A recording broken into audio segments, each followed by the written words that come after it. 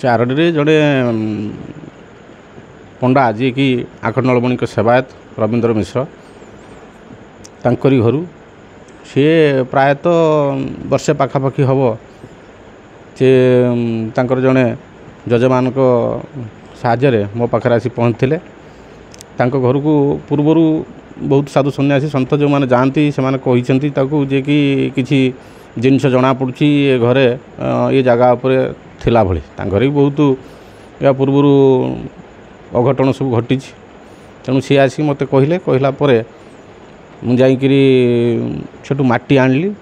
ମାଟି ଆଣିକିରି ତା'ର ପରୀକ୍ଷା ନିରୀକ୍ଷା ଯେଉଁ ବୈଦିକ ମତରେ ଅଛି ମୋର ଯିଏ ଗୁରୁଦେବ ଶ୍ରୀ ଦିଗମ୍ବର ମଦନ ମୋହନ ଗିରି ଉଜ୍ଜୈନ ତାଙ୍କ ପାଖରୁ ଯାହା ମୁଁ ଶିକ୍ଷା କରିଛି ଯେ ଭୂତତ୍ତ୍ୱ ବାବଦରେ ମାଟି ତଳେ କେଉଁଠି କ'ଣ ଅଛି ପାଠ କେବେ କାଠ ନୁହେଁ।